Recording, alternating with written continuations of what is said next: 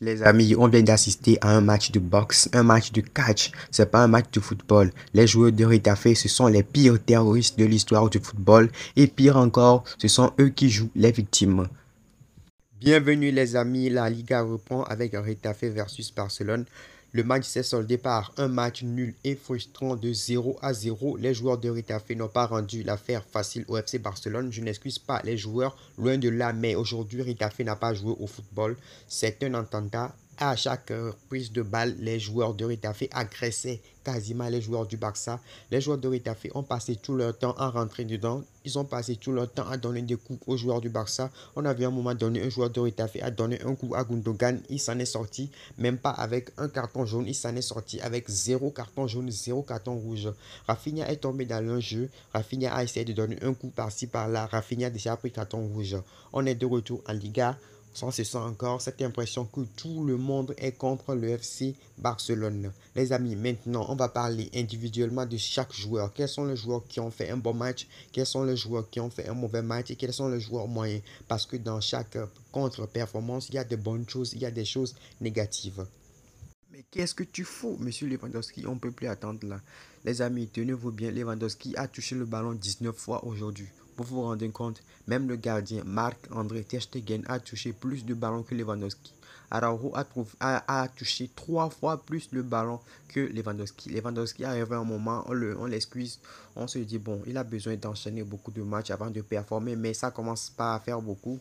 Durant la pré-saison, Lewandowski n'a pas été bon, on a fermé les yeux, mais premier match de la Liga comme ça, Lewandowski est complètement transparent, il est complètement catastrophique, fantomatique, que ce soit dans le jeu ou devant le but.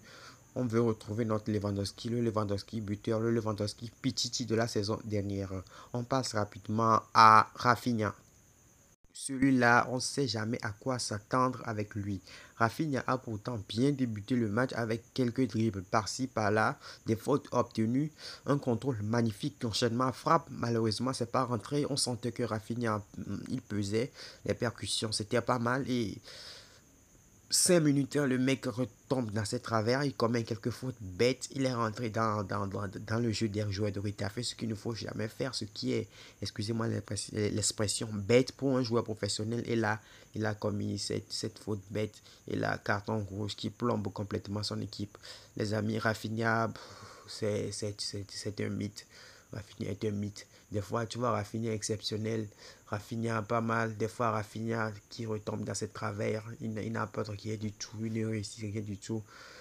C'est ce match un peu à l'image de ce que Rafinha est. Une bonne entame de match et après un carton rouge. C'est le jour et la nuit. Tantôt il est bon, tantôt il n'est pas bon. C'est un joueur irrégulier. Est-ce qu'on peut compter sur ce joueur pendant les grands matchs? Non, je pense pas. Je ne pense pas.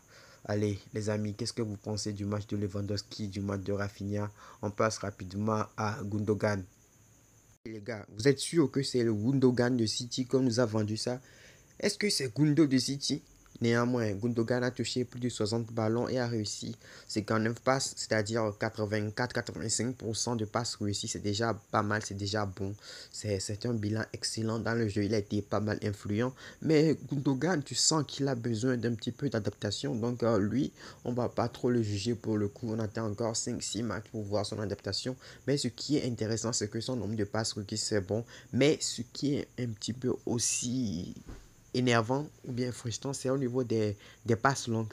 Zéro passe longue réussie sur 5 tentées. Incroyable. Zéro passe longue réussie sur 5 tentées. Zéro passe clé. Incroyable. Incroyable. On passe au suivant, Pedri. C'est pas parce que tu as pris du muscle que tu vas arrêter de distribuer des caviars. Pedri, mais tire, tire. Arrivé un moment, il faut tirer au but. Il faut tirer, il faut tirer. Les amis, aujourd'hui, Pedri a été moyen parce qu'on est habitué à un Pedri un top, un Pedri haut niveau. Aujourd'hui, Pedri a été moyen. Il a été comme toujours normal parce que le jeu même aujourd'hui a été difficile pour presque tous les joueurs du Barça. La paire avec Gundogan a assez fonctionné, mais tu sentais qu'il manquait quelque chose. Il manque quelque chose. Parce que la présence devant aussi, le point d'appui Lewandowski n'a pas été efficace aujourd'hui. C'est ce qui fait que le match des deux milieux aussi pourrait sembler pas très ouf. Mais ils ont fait beaucoup de travail. Avec le carton rouge aussi, tu sentais que les milieux bougeaient beaucoup. Donc, on passe à De Jong, Oriol Romeu. Oriol Romeu que j'ai, bon, je l'admets, je fais partie des premières personnes à critiquer Romeo pour son recrutement. Mais pour l'instant, je dis bien, pour l'instant, Oriol Romeu est en train de faire des matchs corrects. Il a fait un match assez correct. Il n'y a rien à dire. Il a rendu une copie propre. Arrivé un moment aussi, il a éliminé, il a enchaîné la frappe et c'est pas rentré. Oriol Romeu, vraiment, pour l'instant, ça tient un coup. On verra ce que ça va donner. On verra ce que ça va donner. Frankie de Jong, pour lui, pour le coup, tout le monde sait, c'est masterclass. Il n'y a rien à dire, c'est masterclass. Au niveau des interceptions, les tacles, les passes, de longues passes, des passes clés, c'est ouf, c'est super. Masterclass de la part de Frankie de Jong, même si le Barça ne gagne pas ce soir, Frankie de Jong, il fait partie des rares tops. Des rares tops de ce match. Alors les gars, qu'est-ce qu'il faut dire de cette défense? Cette défense, tout d'abord, on voit Christensen, Araujo et Jules Koundé avec Baldé sur son côté. Je pensais au début que Jules Koundé allait être latéral. Non, ça s'est pas passé ainsi. C'est Ronald Araujo qui a joué latéral et il a bien fait. Il a touché plus de 50 ballons. C'est exceptionnel pour un latéral. Surtout quand on l'accuse souvent qu'il n'est pas très bon balle au pied, qu'il n'est pas assez offensif. Aujourd'hui, on a vu Ronald Araujo à l'avant-poste. J'ai pas oublié les gars. Il a touché le ballon avec la main à un moment donné. Mais bon, on continue. Ronald Araujo a fait un match assez solide. C'est un chapeau à lui. On passe maintenant à Jules Koundé. Jules Koundé, lui, pour le coup, je sens ce mec est tellement détendu des fois que ça peut nous porter préjudice. Il est tellement calme et serein. Mais il a joué son rôle aujourd'hui. Exceptionnel. C'est bon, la défense tient le coup. Alors, et Christensen a été remplacé à la mi-temps. Bon, je sais pas si c'était un choix tactique ou bien c'était prévu. Et enfin, on termine par Baldé.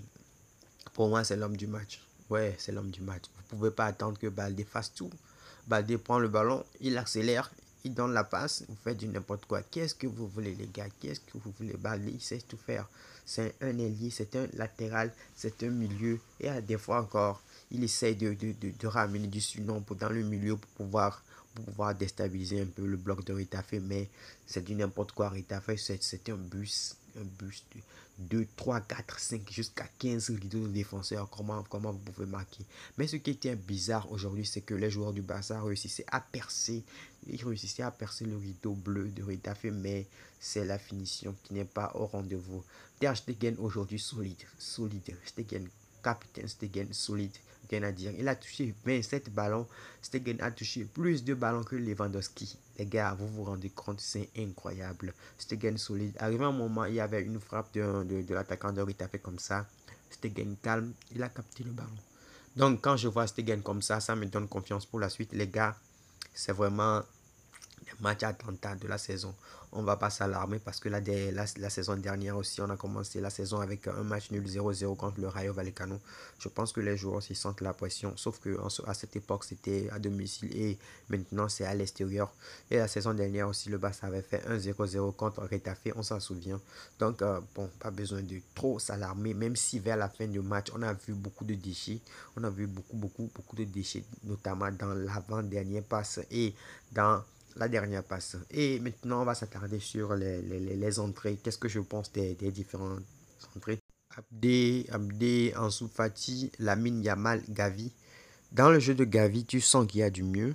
Tu sens qu'il y a du mieux. Il a commencé à enchaîner quelques matchs. Tu sens qu'il y a du mieux. Il peut monter en puissance. C'est très bien. Du côté d'Abdé, tu sens que le mec aussi, il faut le faire confiance parce que si tu débutes ce match avec Abdé sur le côté, je pense que ce match finit pas avec 0-0. Ce match, il finit pas avec 0-0.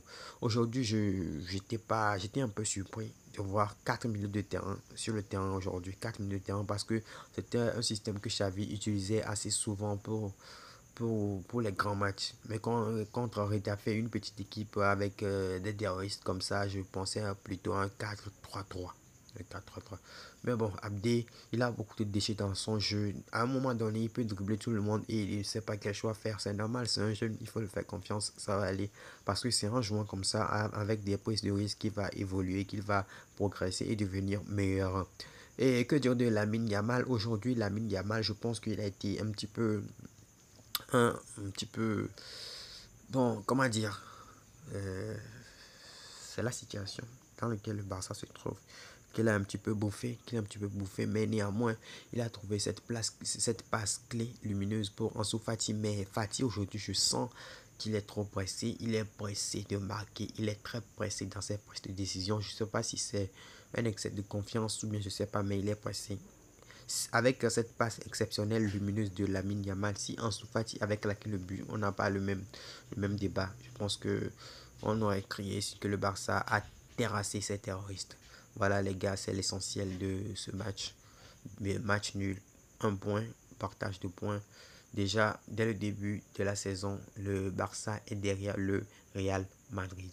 C'était un débrief à chaud. Si vous avez apprécié le contenu, n'hésitez pas à lâcher le pouce bleu et n'hésitez pas à donner dans les commentaires vos tops et vos flops.